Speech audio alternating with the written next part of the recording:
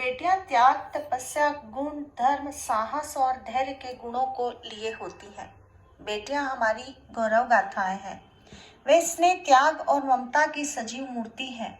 उनका मार्ग सदैव सद्मार्ग होता है। ऐसी ही एक बेटी जिससे मेरा खून का रिश्ता नहीं है और उसने मुझे ये प्लेटफॉर्म दिया है यूट्यूब के माध्यम से, हीडर चैनल के माध्यम से। मैं उसी बेटी के बारे में आपको बता रही हूँ और इस वुमेंस डे पर मैं तहे दिल से बेटियों के लिए हार्दिक शुभकामनाएं। और इस बेटी से आप भी बहुत कुछ सुनकर आप सीख सकते हैं और आप अन्य किसी को भी अवसर दे सकते हैं। तो जानिए आप, नेह अर्थात स्नेह, प्यार। स्नेह को परिभाषित करना एकदम असंभव। स्नेह को सिर्फ महसूस किया जाता है। स्नेह का एक भाव समर्पण भी होता है। समर्पण के भी अनेक प्रकार हैं। विरले लोग ही अपने नाम को चरितार्थ करते हैं। आइए हम एक ऐसी शख्सियत से रूबरू करवाते हैं, स्नेह की सरिता नेहा चौहान से। ठीक अपने नाम को चरितार्थ करती हुई अपने पद की ओर अग्रसर हो रही हैं। बहुमुखी प्रतिभा की धनी, सीखने सिखाने का कोई अवसर नहीं गंवाती। कुछ सीखने की उत्कंठा और देने की ललक, एक निस्वार्थ भाव, ठीक अपने पिता की तरह। धनोपार्जन करना ही उद्देश्य नहीं है नेहा का, और ना ही ख्याति प्राप्त करना। YouTube हीडर पर जब आप देखेंगे तो नेहा की प्रतिभा को परख पाएंगे। कहते हैं नूतन और पुरातन का मेल एक नवनिर्माण को प्राप्त होता है। कुछ ऐसा ही नेहा ने हम पुरानी पीढ़ी को एक ऐसा प्लेटफॉर्म दिया।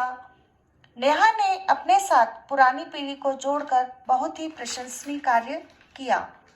साथ ही छात्र वर्ग को भी अपने विचार रखने के लिए प्रेरित किया। सीखने सिखाने के अनेक रूपों को आप देख पाएंगे, समझ पाएंगे। अपनी अभिव्यक्ति के रूप में, कलात्मक क्षेत्र में, एडिटिंग के रूप में नेहा को आप देख पाएंगे।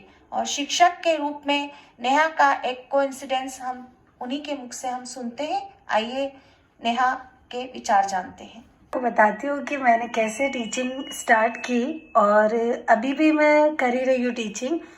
बेसिकली मैंने जब स्टार्ट की थी, जब मैं एक स्टूडेंट ही थी, 9th क्लास में थी मैं, और 2012 की बात होगी है।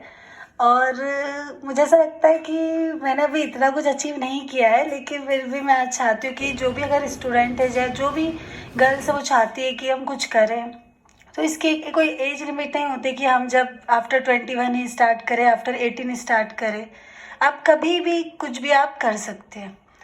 मैं जब 12th क्लास में नहीं, जब मैं 2012 की बात है, जब मैं 9th क्लास में थी, तब मैं स्कूल में पढ़ के आती थी और पापा मुझे कहते थे, जब न्यू स्कूल ही खोला था हम लोगों ने, तो पापा कहते थे कि जाओ आज जो पढ़ के आए उसी को पढ़ा के आओ। मैं सोचती थी मैं कैसे पढ़ाऊँगी, कुछ समझ में नहीं आता था, लेकिन पापा बोल देते थे तो मैं चले आती थी क्लास में। अब मैं पढ़ाती थी तो कोइंसिडेंस ऐसा हुआ कि ऐसे मुझे पढ़ाने का बहुत शौक था, बहुत ज़्यादा। जब मैं क्लास में देखती थी कि कुछ कुछ बच्चे ऐसे रहते थे कि उन्हें कुछ नहीं आता था और टीचर्स का उतना उन्हें कोऑपरेट नहीं हो पाता था, या तो फिर बच्चे बहुत डरते थे, इस वजह से कुछ पूछ नहीं पाते थे। तो मेरे माइंड में एक ही चलता था कि मैं जब भी टीचर बनूंगी ना, तो मैं इतना फ्रीली रहूंगी बच्चों से कि अगर उन्हें कुछ भी डाउट रहेगा तो वो एक बार भी सोचे नहीं, वो अपन मुझसे मतलब एकदम फ्रीली टाइप के हो जाए। तो वो एक था। फिर उसके बाद एक बच्ची थी प्रतिभा करके, तो जब मैं 9th में पढ़ा रही थी तो पढ़ाया मैंने 9th उसको पढ़ाया, स्कूल में 10th पढ़ाया। आफ्टर 10th जब मैंने स्कूल चेंज किया, मैं दूसरे स्कूल में आई, तो कोइंसिडेंस ऐसा हुआ कि वो भी मुझे मिल गई दूसरे स्कूल में। अब मैं भी 11th में, वो भी 11th में। उसका जो फेस था, फेस का जो रिएक्शन था, मुझे देख कर कि अरे ये नेहा दीदी कहाँ से इधर आ गई, और वो मुझे दीदी बोल रही थी सबके सामने। और मैं बिल्कुल शॉक्ड हूँ। मैंने सोचा कि अब ये क्या सोचेगी, क्या इसको ऐसा लग रहा होगा कहीं फेल वेल तो नहीं होगा ये, इस वजह से वापस से पढ़ रहे। क्योंकि जब मैं पढ़ाती थी तब मैं हमेशा एक क्लास ज़्यादा ही बोलती थी, क्योंकि फिर अच्छा ही लगता था कि यार आप भी 9th में, हम भी 9th में। तो मैं बोलती थी मैं 10th में हूँ। तो वो उसका सब्जेक्ट दूसरा था, कॉमर्स था, मेरा PCM था। तो फिर इतना कुछ हम ज़्यादा सब्जेक्ट में नहीं मिलते थे, बट लेकिन फर्स्ट रिएक्शन मुझे उसका आज भी याद है। जब मैं बैग लेके क्लास में जैसे मैंने एंट्री की, और मैंने भी उसको देख के ऐसी शॉक्ड हो गई थी कि स्पीचलेस हो गई थी, मेरे को समझ भी नहीं आया था कि मैं बोलूँ क्या। फिर ना तो उसने मुझसे बात की कभी, ना मैंने की। बस हमारी आंखों आंखों में ही बात हो गई थी, दोनों को थोड़ा सा लगा कि पता नहीं क्या था। और बस फिर टीचिंग ऐसे स्टार्ट हुई जो अभी तक चल रही है। और टीचिंग का बस एक ही मोटो रहा है मेरा कि मैं बच्चों को सेल्फ इंडिपेंडेंट बना दूँ, चाहे वो बॉयज़ हो चाहे वो गर्ल्स हो। मतलब इतना बना दूँ कि वो खुद ही कर ले कुछ, उन्हें किसी की नीड की ज़रूरत ना पड़े इन फ्यूचर। इसीलिए अब मैं कर रही हूँ। एज अ टीचर अगर मैं आपको बताऊँ, जब मैं स्टूडेंट्स लाइफ में थी तब क्या होता था कि अगर कुछ ऐसा क्वेश्चंस रहता था जो मैम समझाते और वो समझ में नहीं आता था, तो मैं अपनी टीचर से नहीं पूछ पाती थी। तो मुझे ऐसा लगता था कि यार मुझे समझ में नहीं आया तो भी मुझे बोलना पड़ रहा है यस मैम आ गया समझ में। तो फिर घर आके बहुत ज़्यादा टेंशन होता था कि कल फिर टेस्ट होगा फिर नहीं आएगा। और इवन मैं जब क्लास में पढ़ती थी ना, तो मैं ये नहीं पढ़ती थी कि मैम ने क्या पढ़ाया, मैं ये देखती थी कि मैम का पढ़ाने का वे कैसा है और किस वे में जल्दी समझ में आ रहा है मुझे और किस वे में मुझे नहीं समझ में आ रहा है, मैं ये देखती थी। तो फिर वही मैं अप्लाई करती थी, वहाँ से आकर अपने स्कूल के बच्चों को पढ़ाती थी।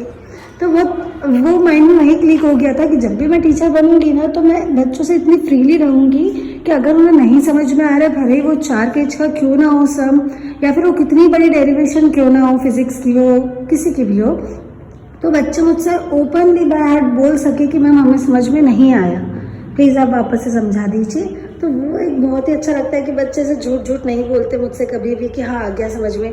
जब उन्हें आता समझ में वो तभी बोलते, अदरवाइज नहीं बोलते। और सेकेंड थिंग इज़ दैट कि वो एक अलग ही कॉन्फिडेंस होता है उनका जब बच्चे मुझसे ऐसे नहीं कि पढ़ाई की बातें शेयर करते, कुछ पर्सनल प्रॉब्लम्स भी शेयर करते, जो एज अ टीचर बहुत ही बड़ी बात होती है कि एक टीचर से स्टूडेंट उनकी पर्सनल प्रॉब्लम शेयर कर रहे। तो मैं अपने आप को बहुत ही ज़्यादा लक्की मानती हूँ कि कम से कम मैं बच्चों की कुछ से कुछ तो प्रॉब्लम सॉल्व कर ही देती हूँ। और मैं पूरी कोशिश करूँगी कि मैं एज अ लाइफ टाइम उनकी पर्सनल प्रॉब्लम से लेकर उनकी जो पढ़ाई से रिलेटेड प्रॉब्लम्स है सारी सॉल्व कर पाऊँ। Thank you so much.